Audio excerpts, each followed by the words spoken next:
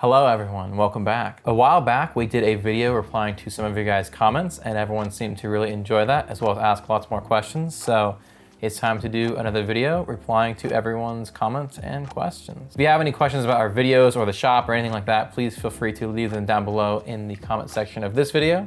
And if it's something interesting, then we will address it in a future video like this. Let's get into it. So since we are about to return to Japan, I went back and checked out some comments from the videos we shot last time we were there. Someone asked on our video for buying guitars, what is the point of going to Japan to purchase an American guitar? You can buy those guitars in America. Guitars made in Japan have their own appeal, been to Japan, etc.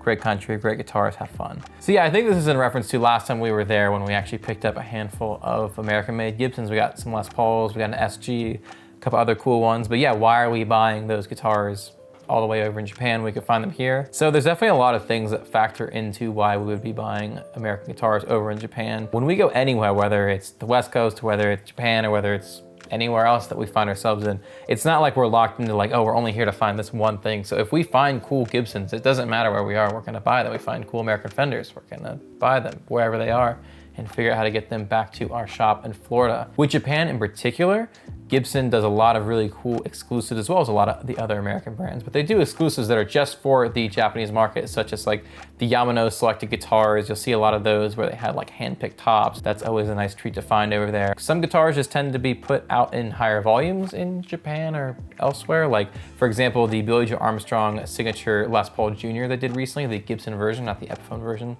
I noticed being much more prominent in Japan than over in the States, oddly enough. I've also seen a lot more Les Paul Jr. double cuts in Japan, even like older ones from the 2000s. So yeah, wherever I can find cool stuff, I'm gonna buy it. And Japan happens to be a place where there is a lot of cool Gibsons that we don't see as much here, as well as other stuff. Like there's some American vintage Fender that tends to be kind of found more over there. Yeah, if we find a cool guitar, it doesn't matter where it is, we will bring it back. We definitely do focus obviously on the made in Japan stuff while we are on our trips to Japan. So that is definitely the focus, but hey, we are open to whatever we find. So here's a few comments from the last time we did a question and answer video. Hi from New Zealand, new to the channel and really enjoying your content, doing a lot of catch up on your YouTube channel. Keep up the good work. P.S. Do you buy or stock left-handed guitars at all? First of all, thank you so much for the kind words. I chose this one in particular as they were mentioning left-handed guitars, and we have a lot of comments, not just on this video, but on lots of other videos asking about left-handed guitars. Do we do left-handed guitars? So on and so forth. And the answer is yes, we have a number of left-handed guitars right now. I know we have a handful of lefty tellies. I think we have a lefty Strat. And we definitely don't get very many of them. They're not super common. And since I'm not a lefty, it's kind of tough to like pick out, oh, this is a great example. It plays really, really well when I can't even really play it. Obviously, I can still evaluate a left-handed guitar to a pretty high degree of accuracy. So I'm not opposed to them, but definitely focusing more on the stuff that I can actually play. And obviously most people are looking for right-handed guitars. So I'm sorry to say for most lefties that, yeah, of course, right-handed guitars are gonna be our focus, but if we find a cool left-handed guitar, we will be happy to get it in. And as you can kind of see over the years, we've actually had quite a few. So keep checking back on the site. You never know when something new is gonna be there. Where is the Alex Metal Riffs video? So this is just kind of a funny question. We definitely try to like incorporate some more heavy riffs to videos here and there. I do want to know, it's a little harder to get a really nice, like tight, modern metal guitar tone as opposed to just like a nice clean tone. So a little bit more has to go in if we're gonna try to approach more of the metal stuff, but I definitely back heavy music. I'm probably a little more into like the hardcore side of things than the metal side of things. You know, we're into anything cool. I do play in a band called Secret Keeper, which is kind of like melodic hardcore, post-hardcore, somewhere in that world.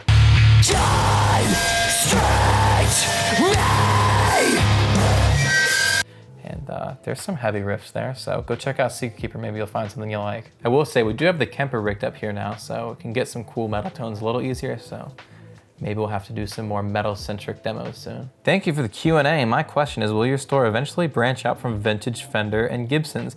Maybe more PRS, Guild, Yamaha, Ibanez, Jackson, Chevelle, Dean, Kramer, Heritage, GNL, etc.? This was kind of a funny question to me, as on the website we literally have PRS, we have Guild, we have Yamaha, we have Ibanez, we have Jackson, we have Chevelle. Don't think we have anything from Dean right now. I'm not a big fan of a lot of Dean guitars. They do make some great stuff, but this is not really for me. We do have a couple Kramers. We have had Heritage in the past. We don't have any right now, and same for G&L. We've actually carried quite a few G&L guitars. As of checking today, we do not have any G&L. I think this is kind of a misconception with us that we only do Fender and Gibson. I see a lot of variations of that comment all the time, and like, yeah, it's no secret that that's definitely my focus, and most of my knowledge is in Fender and Gibson. I love those brands. That's what I grew up playing. That's the kind of guitars that inspire me to play, so I definitely lean towards that. Because of that, because we know the most about them, it's also the easiest to know kind of what to pay for them when we're looking to like buy stuff in for the shop. So it just tends to be easiest to get those in. It's just easiest to work those deals out with Fender and Gibson. And they definitely hold their value probably the best compared to others, which is definitely something we have to keep in mind when curating inventory for a shop.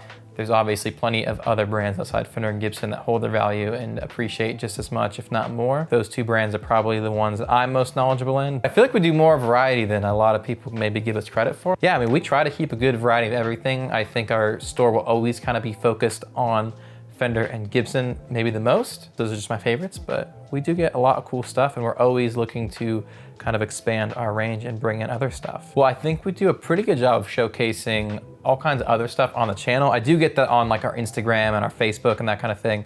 You do see more Fender and Gibson than other stuff by a pretty staggering amount, and that is just because that's what people click on. That's what people want to see a lot of times. So that's kind of what we put out into the world. That's what's bringing more people towards the shop. But yeah, definitely check out our website, flashvideo.com. We have tons of stuff that's not Fender and Gibson, and there might be something you didn't realize we had. I also want to note here, they said specifically vintage Fender and Gibson. We probably have more modern Fender and Gibson than we have vintage. We have a lot of vintage style stuff, and we definitely have a lot of vintage Fenders and Gibsons, but the majority of our inventory is not like super vintage, crazy expensive stuff. We try to keep it in that like player realm, that like $1,000 to $5,000 guitar. And a lot of vintage Fenders and Gibsons are gonna be way more than $5,000. So while we carry those from time to time, our focus is definitely on stuff that is a little more accessible than that. Your Q&A is a great idea. Thank you. And yes, you should definitely continue doing it. Here's a question for you on vintage Gibson guitars. If someone has repainted a vintage Les Paul gold top, in other words, painted over the original gold top, do you recommend leaving it as is or taking it to a reputable shop to be restored back to original? Thanks. The answer to this question really depends on the exact state of the guitar that you have. If you're saying like,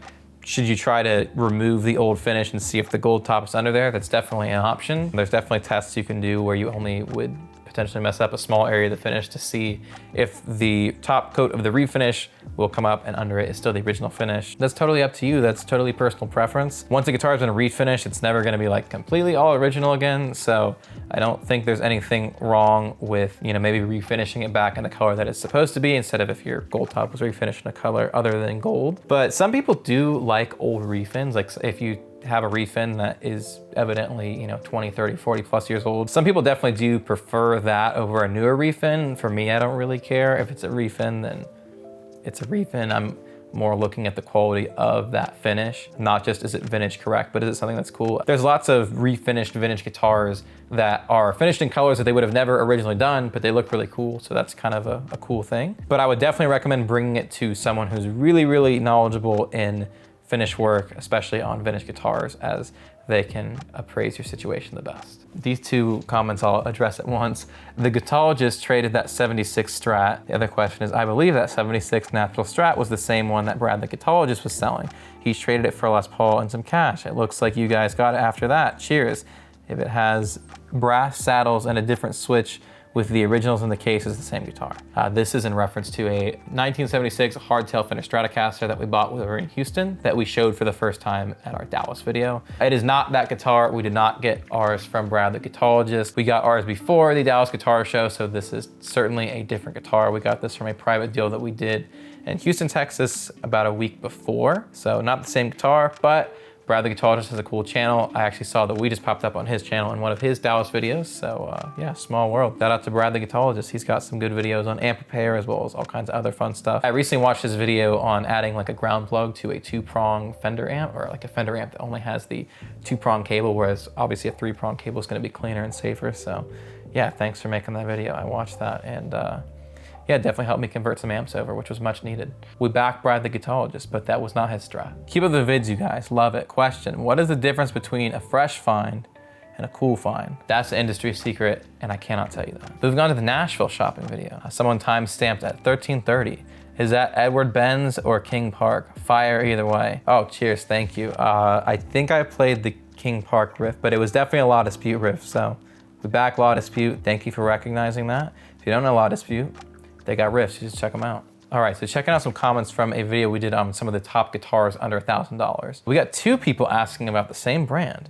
That is Vola. One person said, the Vola Oz Strat is under $850, and here they are pretty awesome. Same with the Nick Johnson Schecter signature models. We actually did have a Nick Johnson signature Schecter like a year ago, but that's actually not why I pulled this comment. Yeah, Vola's cool. We'll get into that in a second. This other comment says, Vola, Court, get them while they're still cheap. Vola is really, really cool. I actually wasn't familiar with their guitars at the time of making that video, but then I saw something online about them, and then literally like 2 weeks later ended up actually getting this guitar.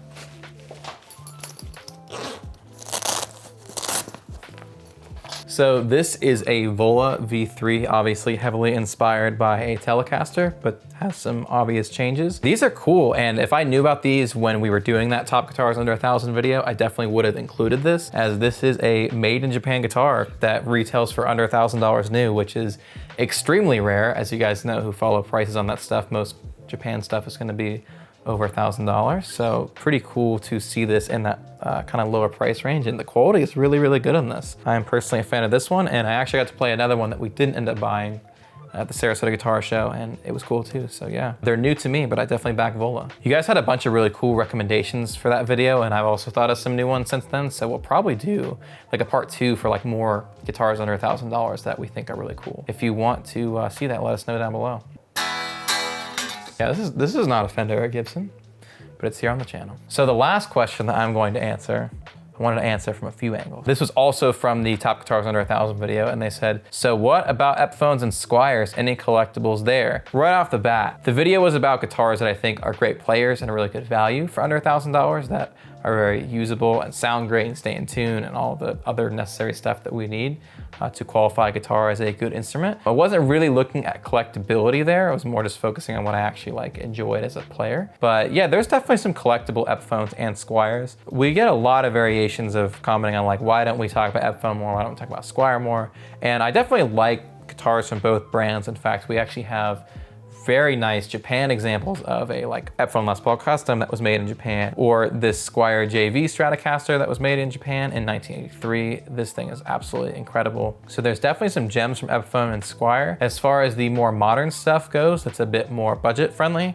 I also think they have some cool guitars. It's not what we really focus on as a shop. You know, a lot of the more affordable like Epiphones and Squiers may play great out of the box. They may be good when they're new, but down the line, some of them get a little more difficult to set up and kind of play the way that we would want a guitar to play that we're representing. So we don't do a ton of the stuff in that price range because of that. We try to keep the stuff that we find will set up really, really well and serve you for years and years to come. Well, there's definitely cool Epiphones and Squiers. They're not all like that, so we try to focus on the next kind of tier up from that. As far as once you get into the decent import Squiers and Epiphones of the modern era, they are getting kind of expensive, so you're almost in striking distance of getting like a Mexico Fender or one of the Gibsons that's more of like their tribute line, one of the more like affordable ones. So I always recommend saving up a little bit more and getting up into the kind of entry level of pro instruments rather than spending like top dollar on like the more beginner to intermediate level stuff. So that is all the comments we have for today to answer. Like I said, if you have any questions, please ask them down below and we will try to get to them in a future video. Don't forget to like, subscribe, comment, and all that good stuff, and we will see you in another video soon. Bye.